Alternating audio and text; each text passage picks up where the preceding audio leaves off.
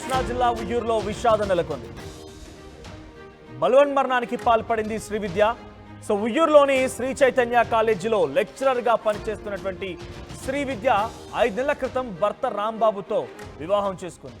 అయితే కళాపాముల గ్రామంలో సర్వేయర్గా పనిచేస్తున్నటువంటి రాంబాబు పెళ్ళైన తర్వాత శ్రీవిద్యను టార్చర్ పెట్టడం మొదలుపెట్టాడు. సాయి అనేటువంటి మరో మహిళ పైన మోజు పెంచుకున్నటువంటి ఆ భర్త రాంబాబు తరచుగా సాయి అంత అందంగా నువ్వు లేవంటూ శ్రీవిద్యకు టార్చర్ చేస్తూ ఉండేవాడట. తల మంచానికి కొట్టి చిత్రహింసలు గురి చేస్తూ ఉండేవాడట.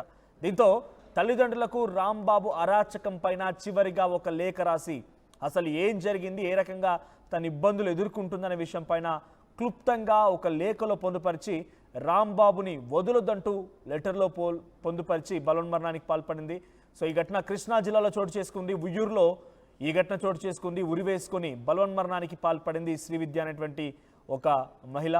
సో శ్రీవిద్య 5 నెలల క్రితమే రాంబాబు అనేటువంటి ఒక యువకుడితో వివాహం జరిగింది. రాంబాబుకి పెళ్ళైన తర్వాత కొన్ని రోజుల పాటు బాగానే ఉన్నప్పటికీ ఆ తర్వాత సాయి అనేటువంటి ఒక మహిళతో పరిచయం ఏర్పడింది. అది తరచుగా తన భార్య శ్రీవిద్యని నువ్వు సాయి అంత అందంగా లేవని చెప్పి టార్చర్ పెట్టేవాడట. చాలా పెద్ద ఎత్తున తనని తలనేకంగా మంచానికి కొట్టి చిత్రహింసల గురి చేస్తూ ఉండేవాడట. ఇక ఈ బాధలన్నీ